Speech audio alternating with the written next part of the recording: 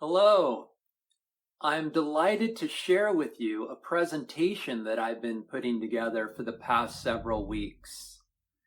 It is an attempt to show phases of self-enquiry which leads to self-realization.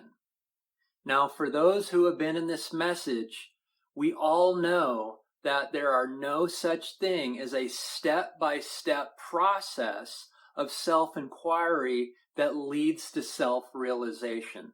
I understand that.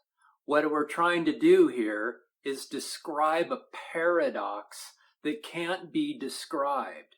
Yet, what we can agree on is that there is an apparent ego that is looking away from itself at 180 degrees and turning 180 degrees back onto itself is self-realization.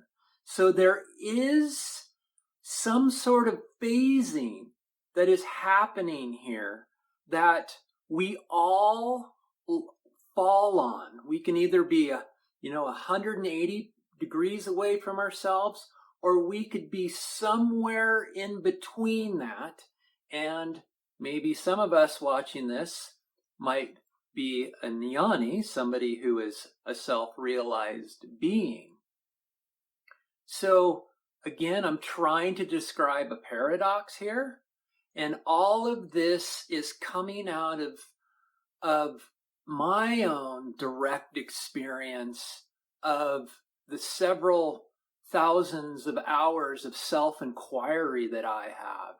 And how is it that I know that I am heading in the right direction, so to speak, as I relinquish all my identities and I start to experience this ever-present happiness that is depicted on this channel? It's because I'm reading this book simultaneously, and this book is what I would consider the most profound wisdom there is. The book is entitled Guru Vachaka Kovai, and it is Sri Ramana Maharshi's words written down by Sri Muruganar. And this is as profound as it gets. What I'm experiencing is what the sages say remains after you drop into this realm of being and you self-investigate to see who you actually are. And so this presentation is nothing more than a gracious attempt to depict this experience of self-realization. Feel free to add questions in the comments or email me directly. I will get to every one of your questions. May this presentation lead to ever-present happiness. Take care. Hello. I'd like to start this video off with a basis of understanding in which everything we discuss here will be based around. I like to say it's a barrier because from an egoic point of view, the ego perceives this notion of self-enquiry as some sort of a destination that's extremely challenging to get to, and it sees that it's got to cross this somewhat barrier that I like to call it. And I've titled this barrier the manifestation existence barrier, where everything on the upside of the barrier, the manifestation, is the egoic realm. And I put the word unreal there because from the point of view of self, this world that the ego lives in is unreal. And anything below the barrier is existence, or you could say it's consciousness or awareness or being.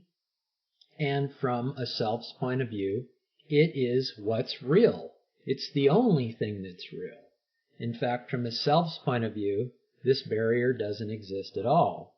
Yet, from an ego's point of view, it definitely does. And this is what we're going to try to get our arms around today. The everything on the upside of this, and moving from an egoic mindset into a way of being by dropping below the barrier into existence. And I'm just going to go over a few examples of, if you've been following me at all, you might have heard these in some of my past videos, just so that you get an understanding on what above the barrier is versus below. So again, this space is finite and limited. It's what the ego takes to be real. It's the objective world in which it itself is an object that's limited, that's in here somewhere and ends at the skin. Then there's space, and then everything else is around it too that it has to maneuver through to survive. Where on the existence side, it's infinite and boundless. And this is the description of self. There are no limits here. There are no boundaries here. This is complete freedom. And this is why it's so favorable to attempt in any way you can to cross this barrier from limitation to boundlessness. You could say anything above the barrier is the matter first model, where the matter first model states that 13.8 billion years ago, the Big Bang happened, matter came into existence, and then a few billion years ago, we started climbing out of the ooze, and a few million years ago, we had 4 legs, and then we stood up on 2, and we developed a brain, and once we developed a brain, consciousness arose out of that brain. But everything I just said, that's what I consider the matter first model, which is the majority of the world's model of reality. But there's absolutely no evidence for that reality. It's quite perplexing that how it's gotten so far. I don't want to go too deep into it, but I find the matter first model super intriguing because there's no evidence. That's why it's so intriguing that we all, most of us, if not all of us, believe in it. Where down below the barrier is the consciousness first model. It states that all there is consciousness. There's one substance here that makes up all of totality, and this one substance has no idea what separation is. And according to Advaita, there's no thing that stands independent from anything else. It's just the one reality, the one existence of awareness appearing as many. And anything above this line is what's considered ignorance. Ignorance has nothing to do with somebody's intelligence or how smart they are or anything like that. It is simply the forgetting of yourself. We are the best forgetters that have ever been created. And it's the ego that does the forgetting. Egos, you could say the ego's underlying reality is forgetfulness. So here we're trying to dissolve ignorance to lead us to wisdom. And wisdom is the direct experience of your own being. It's when yourself directly experiences itself, or you might have heard me say before in Ramana Maharshi's words, It's when consciousness becomes aware of its own existence. It's just you know yourself directly as yourself, and you don't know any other thing, because there is no other thing. There's only yourself. And this would be turning outward. So we're so used to turning out into the world and seeing objects and trying to create situations that make us happy. And we do that through trying to gain wealth, or climb the career ladder, or go on epic adventures, or relationships, substances, anything that's all an outward motion that moves us away from ourselves. And here we turn inward.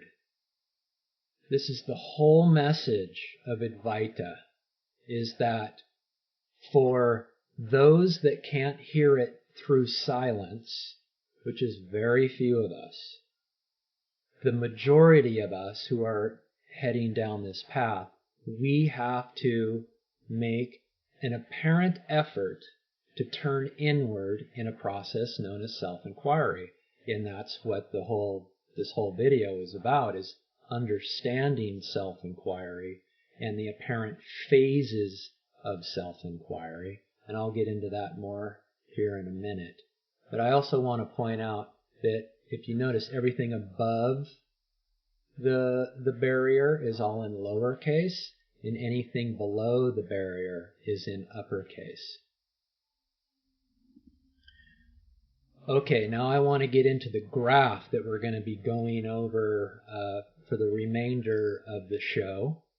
And down here at the bottom I have self. It's being, consciousness, bliss. You could also say that it is existence, and awareness, and happiness. And for those of you who have been at Advaita for a while, this is known as Sat Chit Ananda. And out of this self arises I am. I am is the first utterance that arises out of self. And because it's not colored by anything, it doesn't have anything attached to it, it still is considered in the realm of being. It's below the barrier. Those of you who have been here for a while might have heard this as the I thought. It's what Ramana Maharshi, that's in Ramana Maharshi terms, the I thought. It could be the root of I, but it is the first utterance. If you're in self-enquiry right now, you've noticed that when you turn within, there are times where it just bounces out of you, like I am. Like I am. That's I am is I am. And so, all right, so watch what happens here next. There's actually two things that come in here simultaneously, and then the third one, which I have at top, is just a label. The moment that anything is added to I am, an ego comes into play. Okay, so this is what I mean by coloring of the I am. You're adding adjuncts onto I am. And the moment you add anything onto I am, you step away from your own being. You cloud your glory. You veil your happiness, your being. And adding adjuncts is saying that, like, for example, I am an engineer, I am a biker, I am a husband, I have integrity, I enjoy activities, and so on. The moment that you add anything onto I am, an ego comes into play, and you step away from the love of yourself.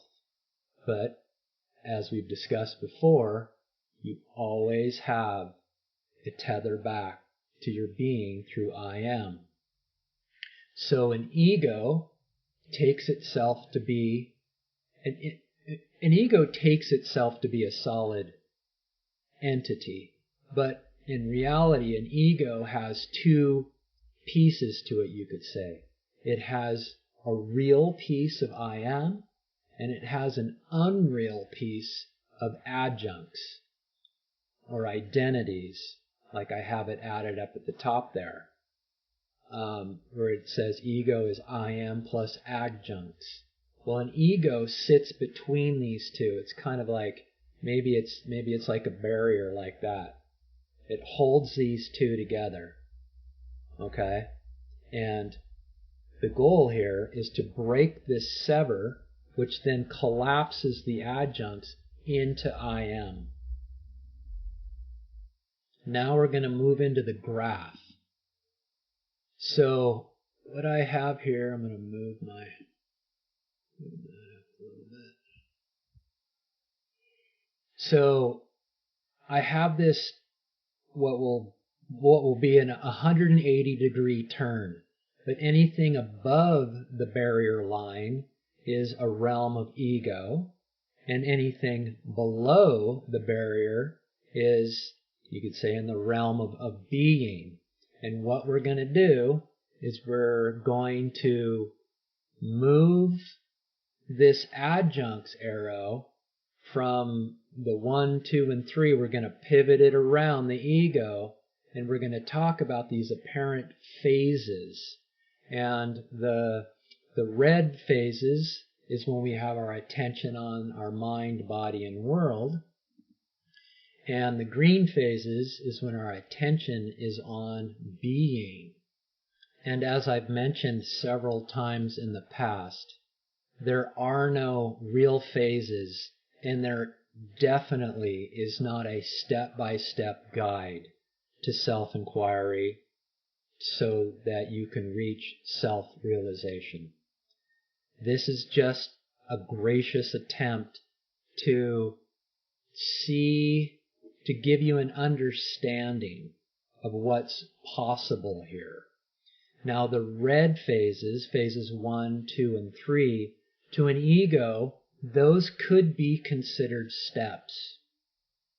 But once you dip below the barrier, it cannot be a step-by-step process, because you're dipping into the infinite, and you cannot use your mind to know the infinite. The infinite can only know the infinite, and the finite can only know the finite. So if you use your mind to try to understand, which is your mind is finite, if you use your mind to try and understand the infinite, you will fail. And so this is where you just have to let go. Also, we are somewhere on this chart. We're either at 0, which we're as far away from ourselves as possible, or we've turned our attention 180 degrees, and we're known as a jnani, or a self-realized being, or somewhere in between, which most of us are on this graph somewhere. And most of us are going to be in phase 1, which is okay. And I'm going to go over that here in a minute. Okay, I've simplified it. I've gotten rid of all of the descriptors of the barrier line and moved it over so that we can add some verbiage here. Okay, and I just shifted the I am and the adjuncts onto the chart here, and I'm going to pivot the adjuncts around the ego as we hit these different apparent phases of self-enquiry. And please bear with me while we're on the 0 and the 1, because these are somewhat one and the same. And so you'll see what I'm talking about here in a minute. Okay, so the ego is straight up. The adjuncts are straight up. You're as far away from your being as possible.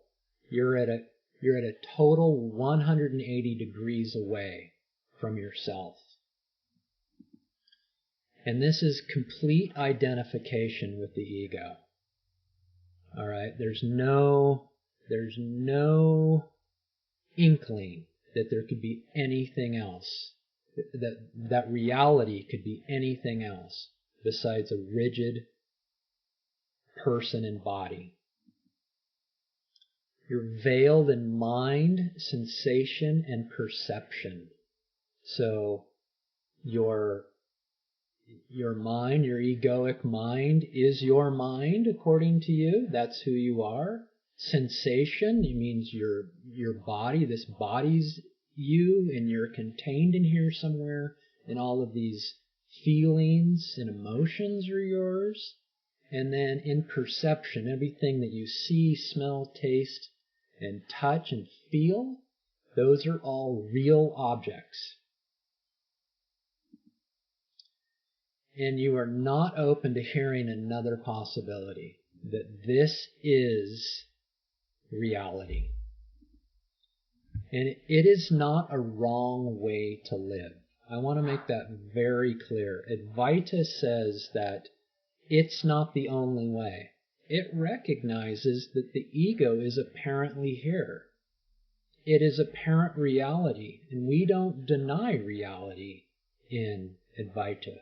We just let everything be as it is, and therefore living a life as an independent individual who believes they're a person in this body who has a mind, that is a way of living. All Advaita says is that there is a better way of living, a more favorable way of living, where you can experience this life in a realm of peace and serenity. So that's the difference. There's nothing wrong with living as an ego. But life here is miserable. When you are 180 degrees away from yourself, life is not fun. You could say that this is where evil comes into play, and hate, and harm, and maybe emotions like anxiety or depression, fear, being scared, loneliness. This is not any fun. I know. I've been there. I've lived in fear. I know what that means. And it is not a place where I wish anybody to be. And so, this just means that you've detached from yourself, and you don't know how to come home to yourself. Somebody's really got to point it out to you. And so then we move into phase 1, you could say. And again, this is going to be like 95% of the world is going to be here, where you still have complete identification with the ego. You're still veiled in mind, sensation, and perception. You're not open to hearing another possibility. And maybe it's just because it hasn't been presented to you. It's probably the most likely case. But even when you hear it, because it's around us, it's around all of us, we choose not to hear it. We're just not open enough. Again, it's not a wrong way to live whatsoever. And life is okay here. Most of the people that I know are right here. Right? Life's going all right.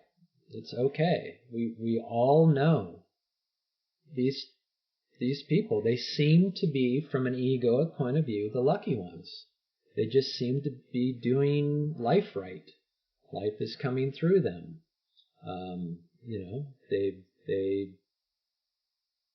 They haven't moved far enough away from themselves to find so much discomfort that they need serenity. And so they hang out here, and I get that. And so you can see the slight difference between 100% away at 0 and then in phase 1.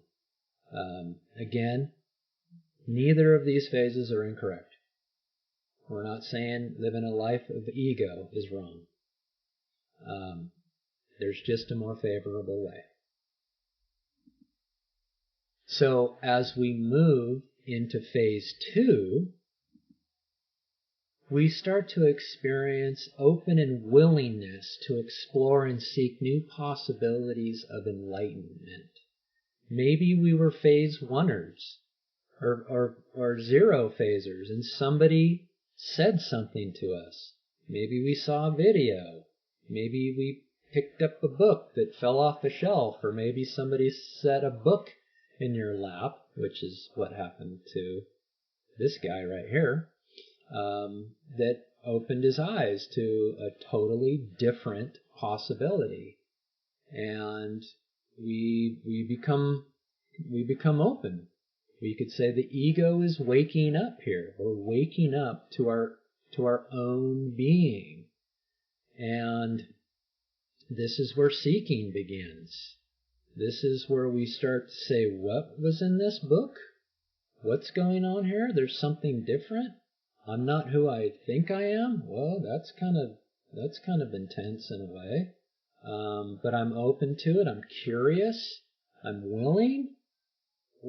And we go on this journey of seeking. And some of us seek for a short period of time before we come into this message of non-duality, and some of us seek for decades before we get lucky enough to have non-duality come to us.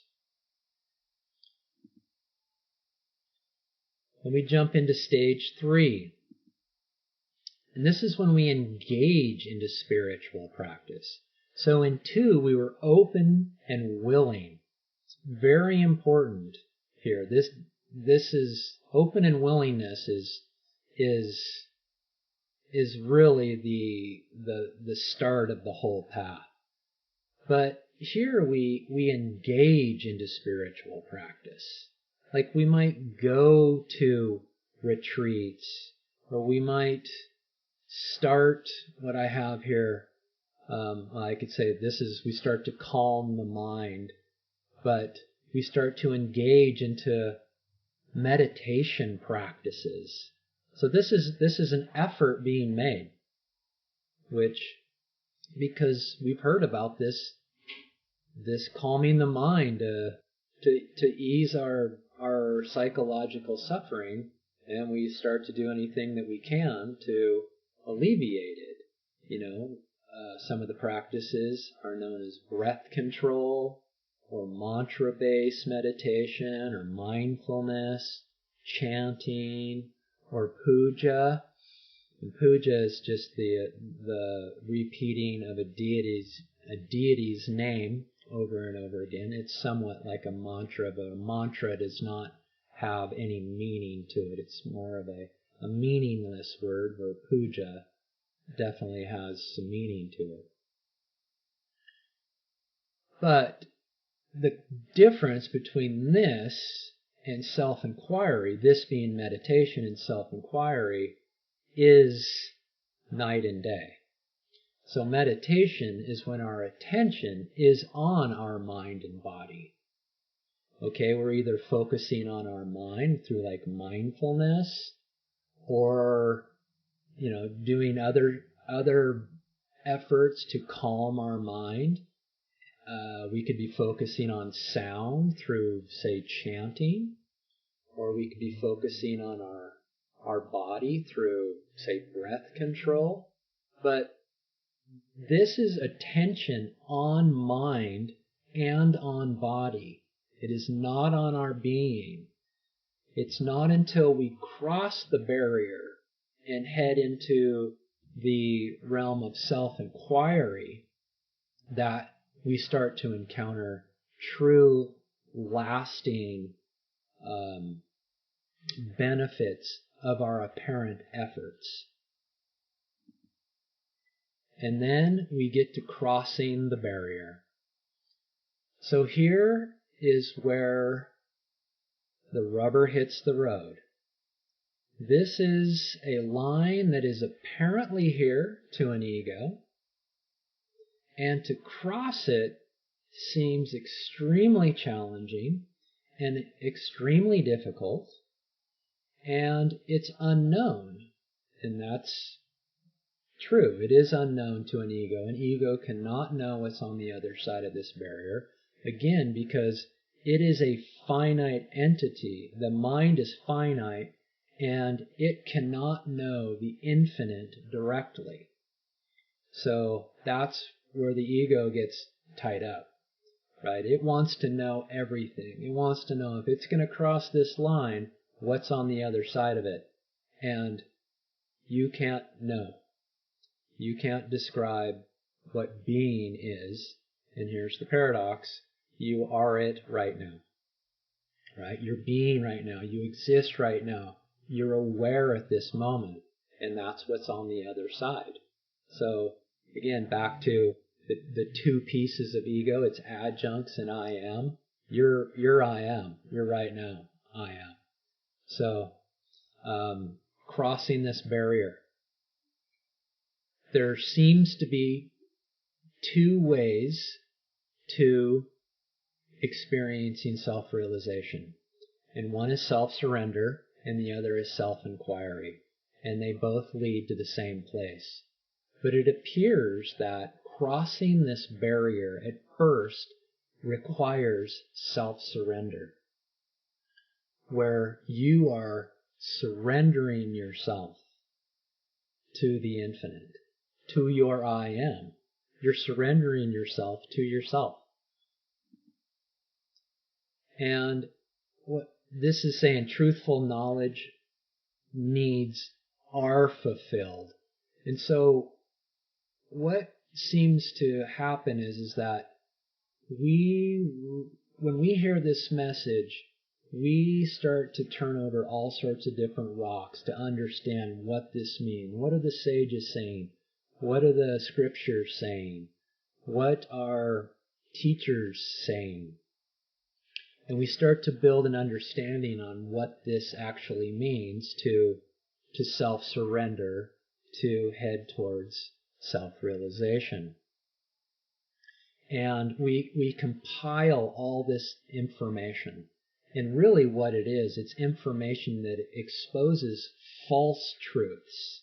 The false truth about ourselves, which, again, the primary false truth is that we are an independent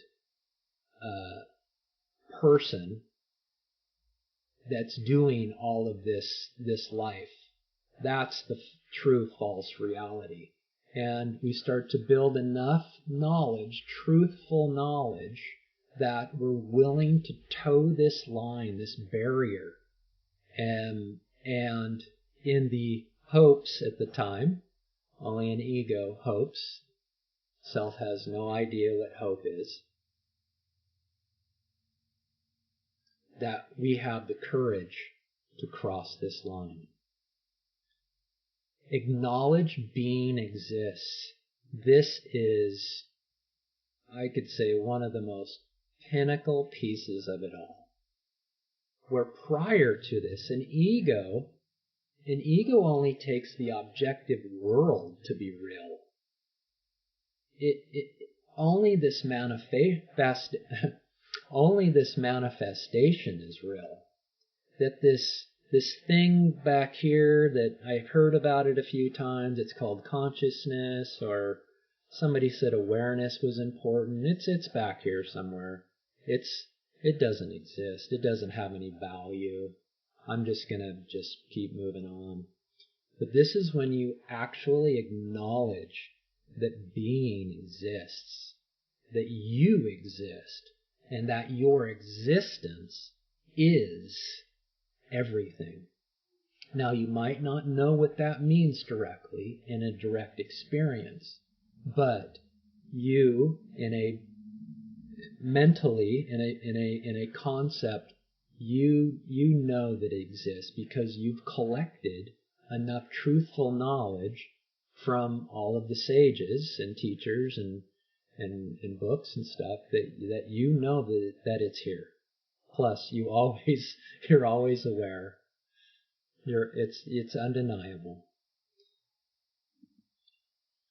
And this gives you the courage to cross. This gives you the courage to surrender yourself to this greater substance, this greater one. There's only one, the one of yourself. And you relinquish your egoic self to it. And once you're willing to do this, at least give it a try. It seems like it doesn't necessarily mean it all comes at once. It could be an apparent effort, and it's not an effort, and we're going to go over that again. It's relinquishing of effort.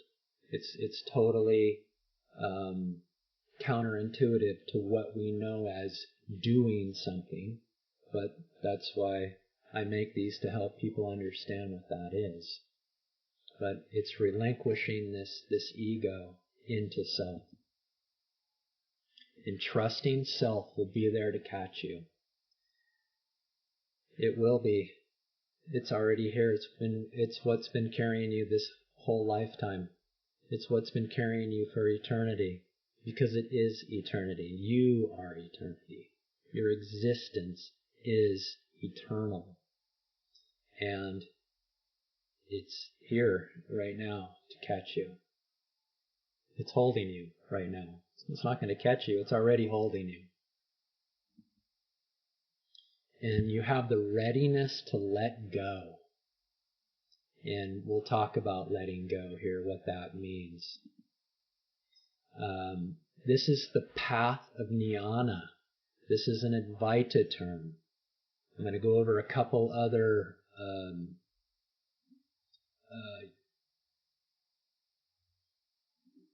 great spiritual practices here, but I'm going to start off with Advaita. The path of jnana.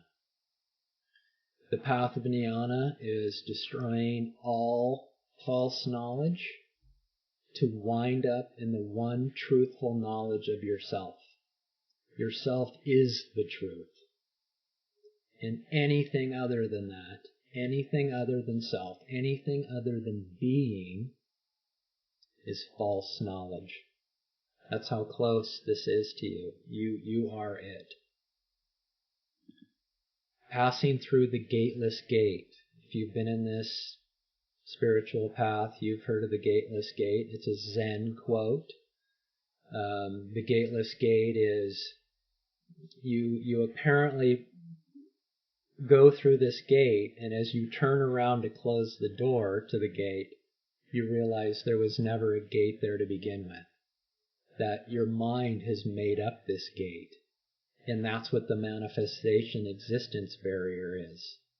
It's an illusionary gate that your mind has created. And once you realize that the truth of that, because you become really aware of your existence, of your awareness, of your being, you're like, oh my gosh, I've been making this up the whole time. And entering the kingdom of heaven, Christianity, right? This is what Jesus was pointing to when he would say things like, repent, for the kingdom of heaven is at hand. And you might have heard the original sin. The original sin is when you stepped away from yourself, when you stepped away from the divine, from God, and became apparently separate from him or her. This is crossing back. This is coming back into unity with the divine, with what Jesus was saying. So this just isn't an Advaita. Advaita acknowledges that all great spiritual teachings throughout history, and even quantum physics points to this. Even neuroscience points to this now, and psychology. So this is crossing the barrier. And once you've crossed this barrier, you're in. And I chuckle because you've never been out, but you're in. That's the hardest part for an ego, because it's relinquishing control. You're not in control. Nothing points to that you ever had control. All of the spiritual teachings and even the physicists and scientists are saying that there's no free will. Everything's predetermined as it is. And when you let go of the control, when you let go of the ego, you drop back in to alignment with reality, and life gets very peaceful. We could say anything above this line is doing. An ego loves doing. An ego's a doer. It's the doer, the thinker, the knower, the expectationer, the conqueror, the lover. It thinks it's doing everything, right? And especially if you're not doing, if you're not a doer in the Western Hemisphere, you're not considered successful, right? And so anything below the line is being.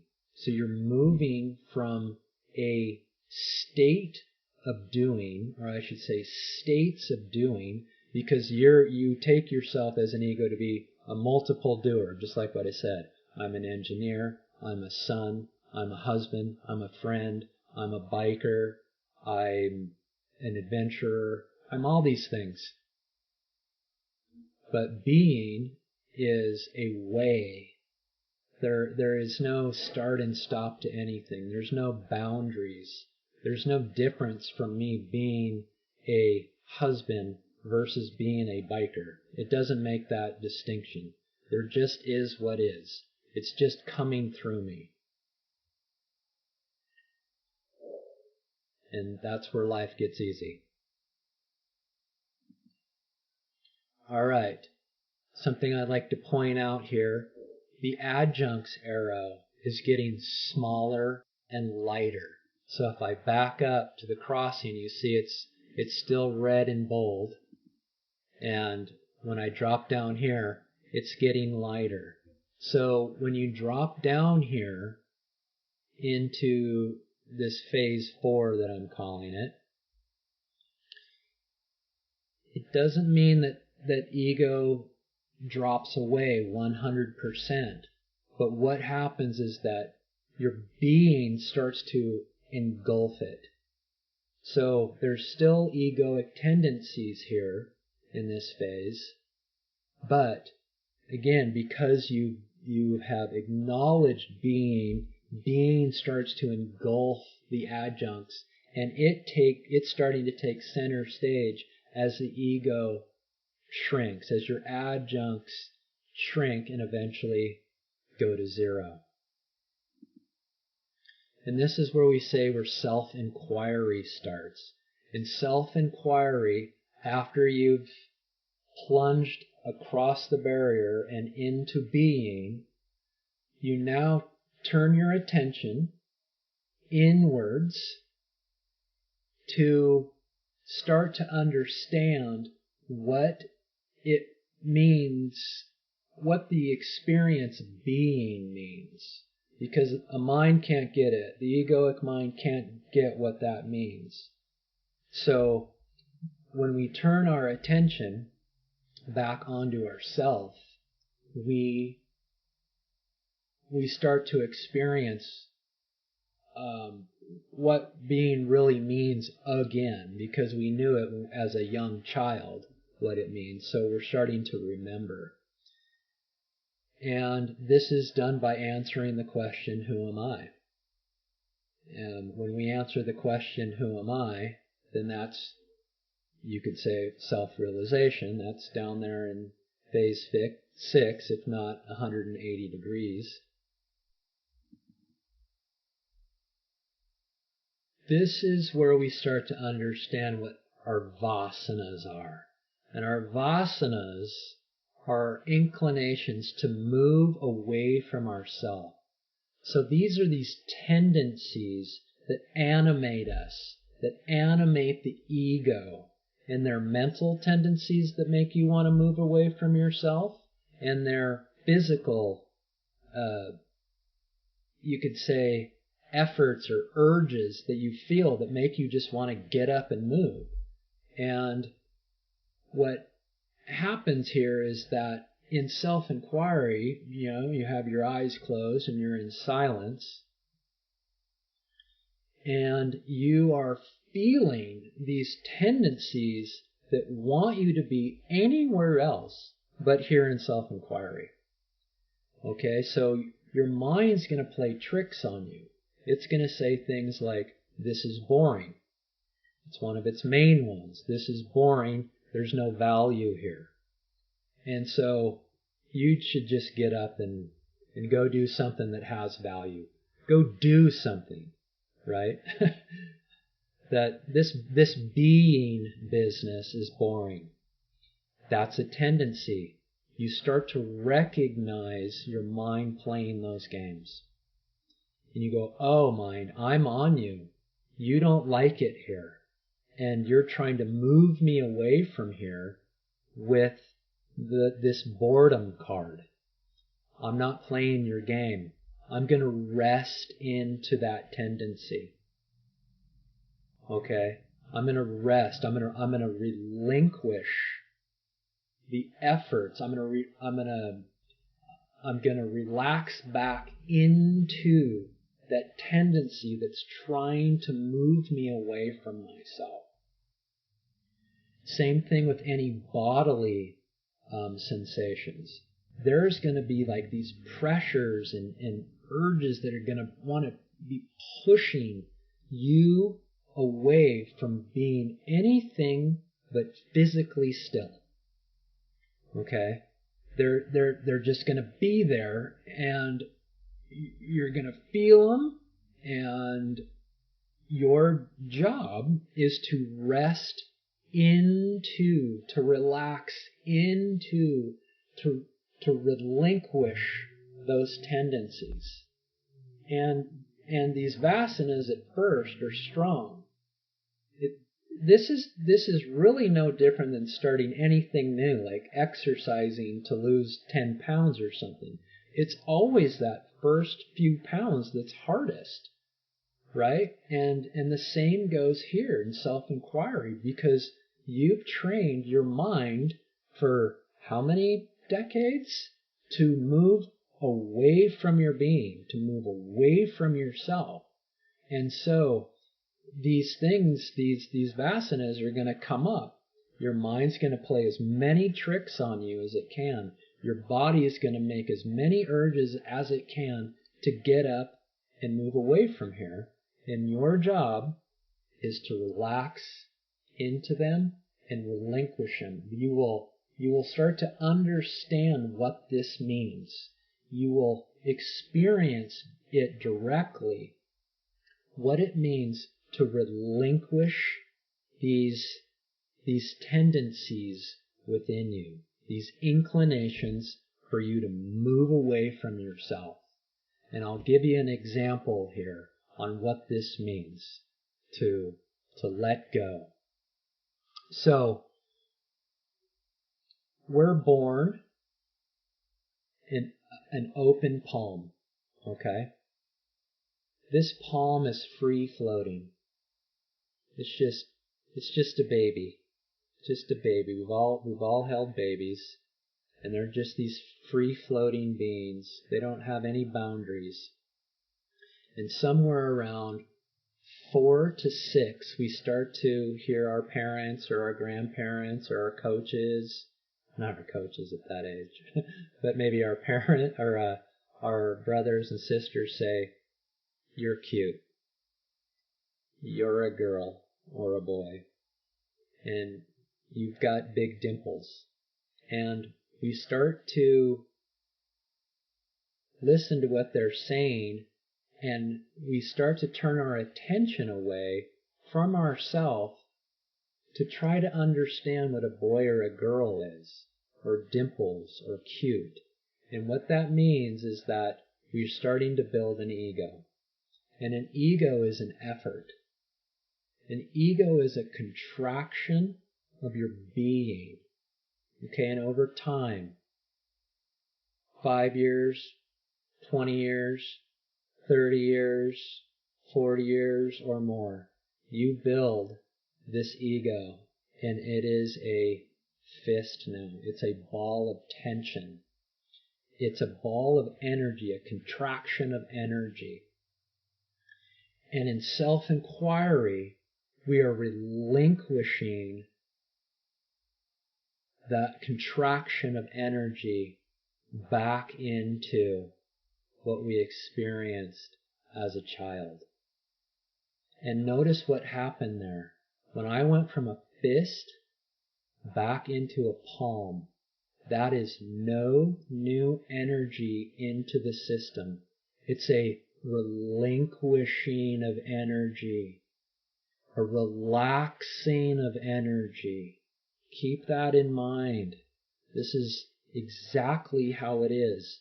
You're relinquishing the contractions that are holding this apparent physical ego into place.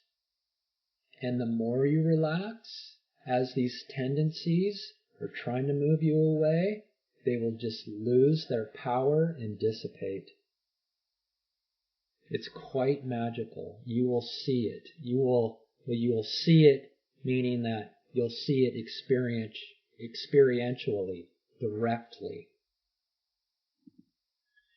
And letting go is understood. This is just what I went over. You're letting go of this palm and going back into a free-floating, boundless being again.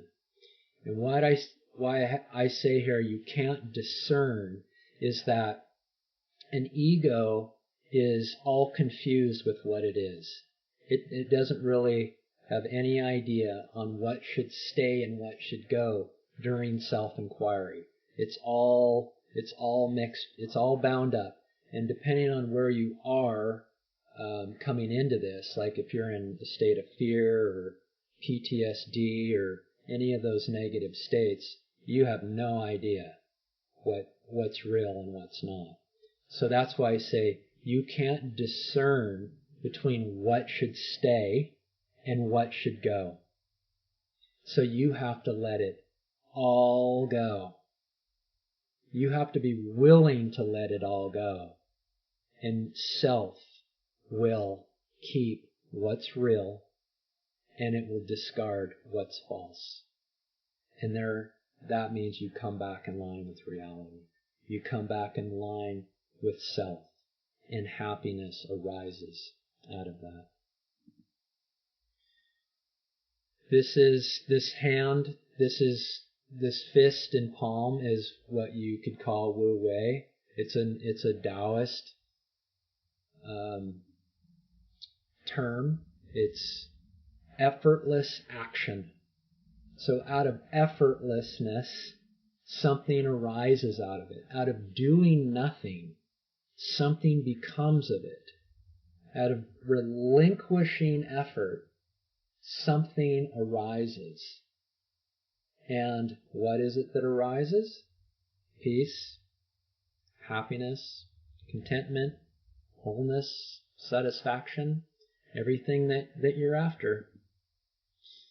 And I like to say it's the relentless pursuit of effortlessness, that you are busting your butt to become effortless. It's a total oxymoron. This is one of the paradoxes of it all, is that you're working your tail off to become nothing, to become free again. And it's this effortlessness, is that what we're all after? And it's relinquishing identities, right? Relinquishing, I am a biker, I am a son, I am a traveler, and so on. These are all identities that have to go. They're not you, right? Because I am a traveler. Even if I travel the world, there's no such thing as somebody who is a traveler. There's just traveling happening. And this will start to come into your awareness, what this means. You know, going back to like, I'm not a son, or I'm not a biker. What's happening is sunning is happening, biking is happening, engineering is happening, business ownership is happening. It's all still happening, but I am not those things. I am, and that's all I know. And anybody who's feeling a lot of tension in their body, which everybody does at some level. It doesn't matter if you're a happy ego. You feel tension in your body because you believe yourself to be this contraction, this body, this solidity here. But when you're really in bad shape with fear or anxiety, PTSD, all of that, this expansion of your physical body is a wonderful feeling, because what's happening is when you turn your attention within, your mind starts to dissolve. The egoic mind starts to dissolve, and you start to experience the universal mind more directly, which is your being. And when the mind collapses, which means it's saying when the limited collapses, what arises out of that is the boundlessness. Your mind, you become mentally boundless. Not egoic mentally boundless. You just become universally mentally boundless. And what follows after that? Your body does. Your body starts becoming less dense. It starts to expand as your mind expands. And this is about living in an experience of expansion. It's quite magical.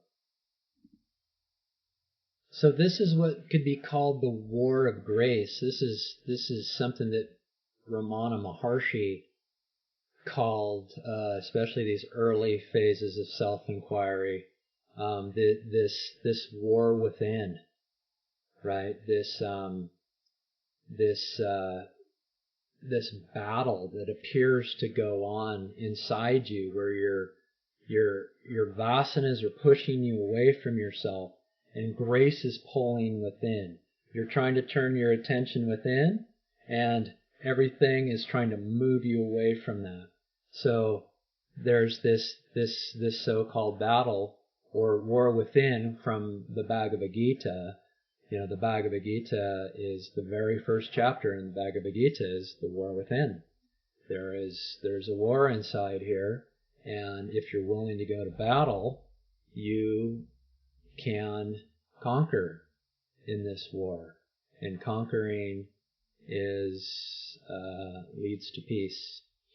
No more war after you've annihilated the worst enemy you could ever come across, which is your ego.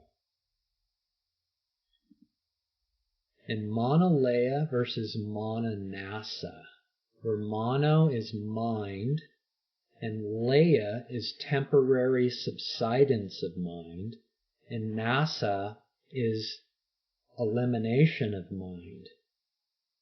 And monolaya is when the ego is temporarily relaxed, it's subsided. So like at night when you sleep, ego goes into monolaya, your mind goes into monolaya.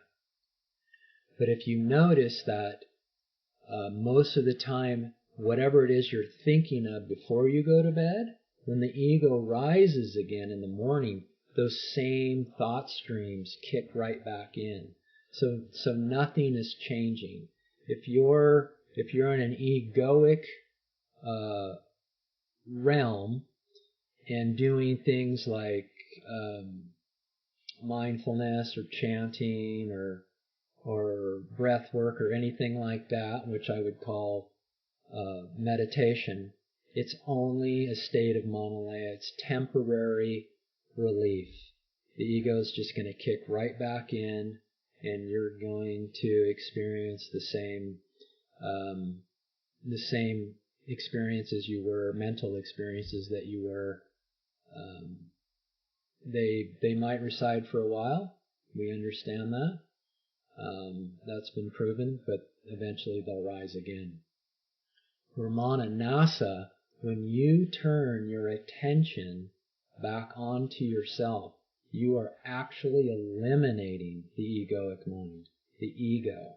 And this is why you experience real permanent change here, that peace and happiness stay. As the more that you eliminate your mind, the more it will come to your forefront of awareness, and it will be a permanent presence that doesn't go away. One of the things I want to point out is it is the ego that crosses the barrier and does self-enquiry. So there still is doing here. But again, it's wrapped up in this realm of being, and as you turn your attention more and more back to phase 6 or all the way to 180, what happens is the ego subsides. It's grace that pulls you.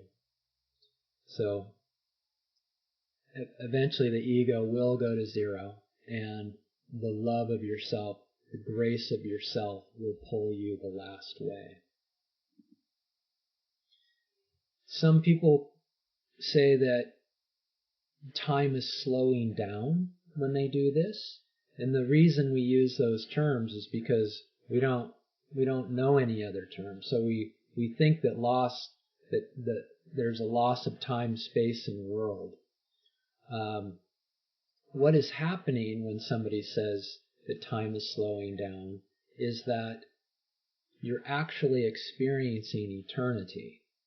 You're starting to experience the eternal, and it is the absence of time.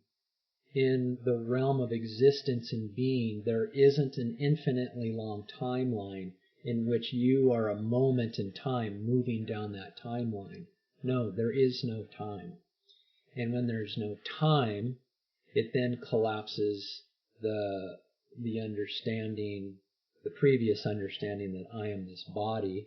And when you realize you're not this body, then space goes away too. And that's where oneness is experienced. You're not over there and I'm not over here anymore. There just is what is. And the world also diminishes too. The objective world. Everything is still seen as it is, but you realize it's not an object with its own standalone existence anymore. This is oneness. You start to experience what we all use in this spiritual world of oneness. You experience it. And that's what makes Advaita the most profound, you could say, spiritual message there is that it says there's a path for you to experience oneness as yourself. It's just not a mental concept that most take it to be. It is reality. Pointers here in self-enquiry. Have no expectations or judgments. This is because the finite mind cannot know the infinite being. And so how can it have any idea on what to expect? It can't. It can't have any idea. So therefore, don't have any expectations. and no judgments.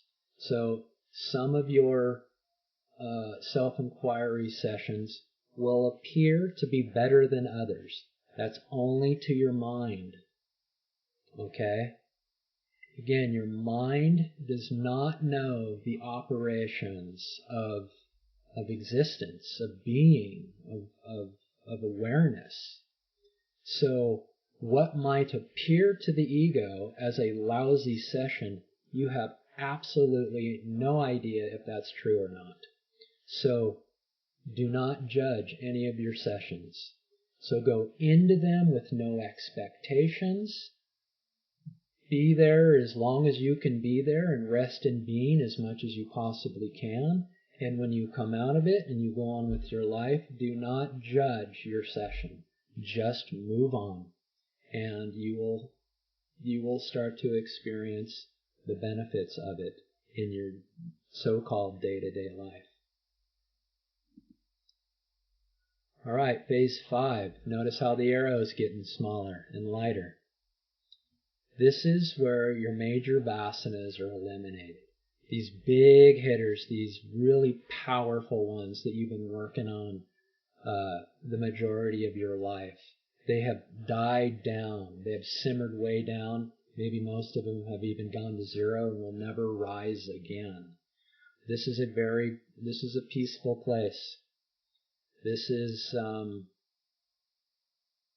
a place where there's a silent mind and a still body. That there's no mental movement up here anymore. It's really calm and serene. You could say it's equanimity and a still body. Your body's relaxed. It's comfortable to be yourself again. You're not all fidgety anymore. And this is where you can have longer periods of rest in being. This is where you can go for as many hours as you want, because your mind and body aren't just screaming at you to get up and move.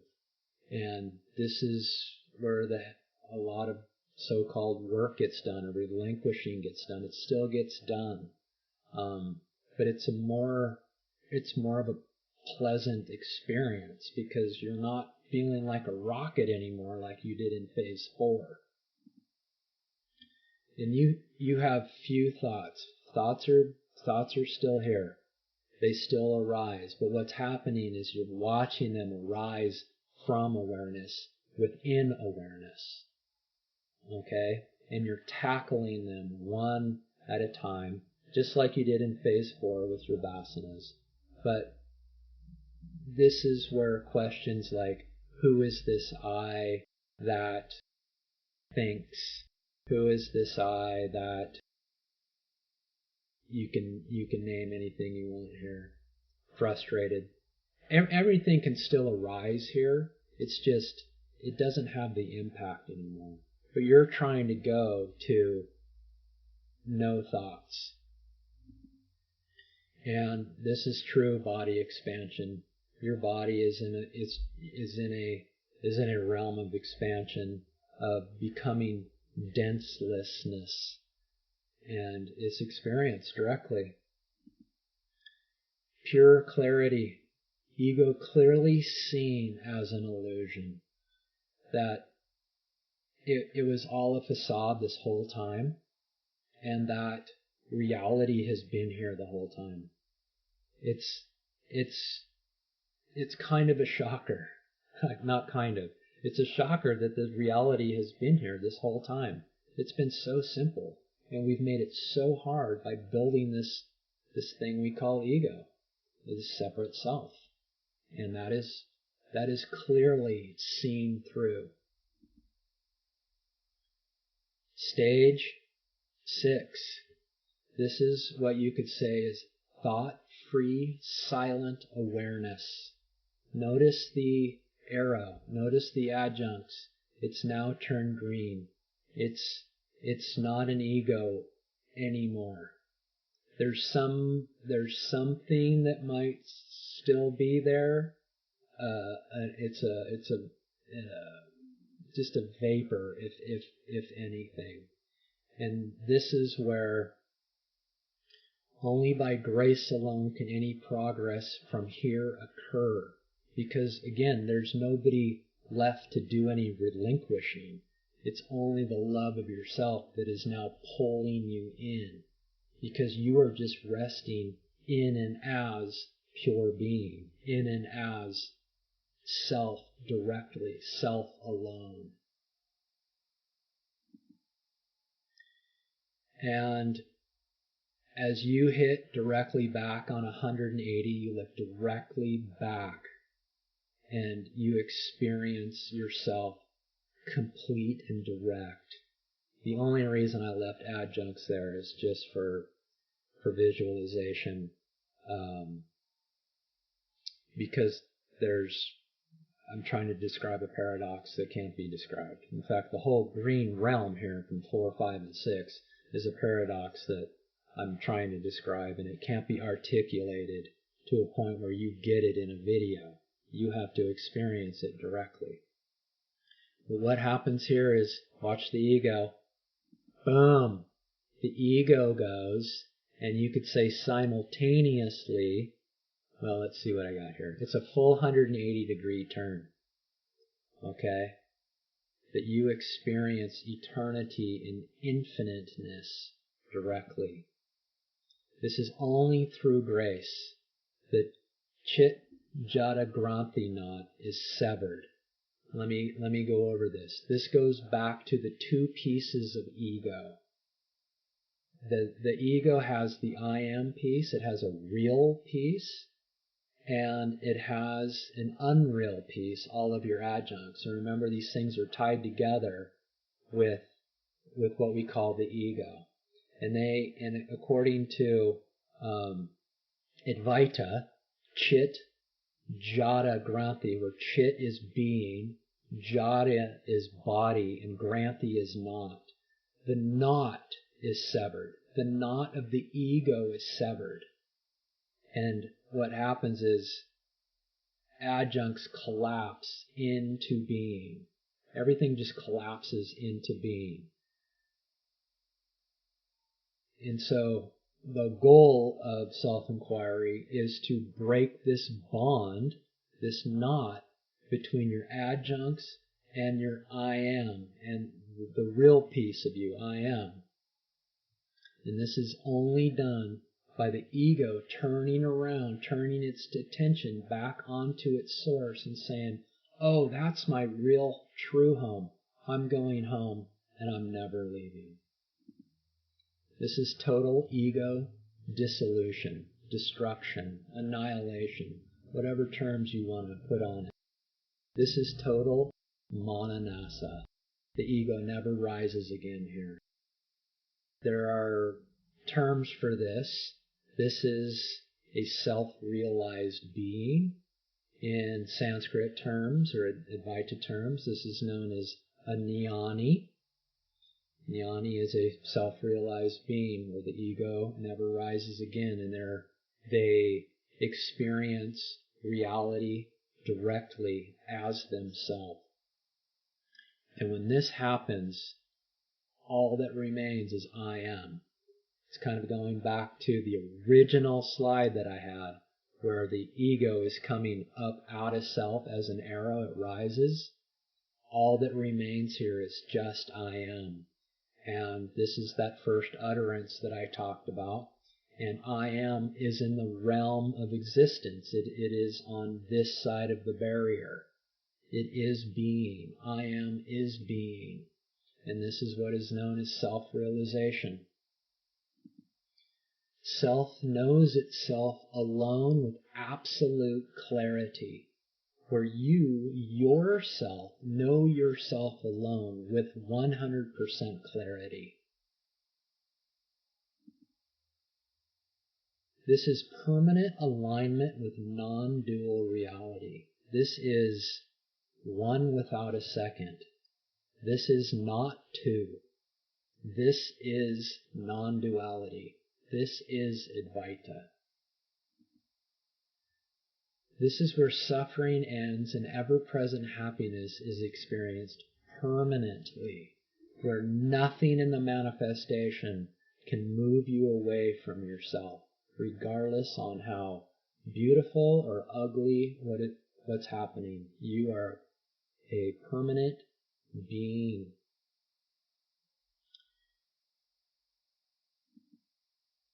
So I am is self. I am is being, consciousness, bliss. I am is Sat Chit Ananda. Or Sat is being or existence, Chit is consciousness or awareness or knowing, and bliss is happiness, peace, love, beauty, joy. And this quote by Ramana Maharshi is as short and concise as it possibly can be. Awareness alone is I. The nature of I is Sat Chit Ananda. The nature of I, the nature of I am, the nature of myself is being, consciousness, bliss. Is being, consciousness, happiness, love, joy, peace, beauty. I hope this helped you understand how this plays out. If you need any other understanding, you can email me, or you can put comments below in the YouTube comments, and I will respond to every one of them. Take care.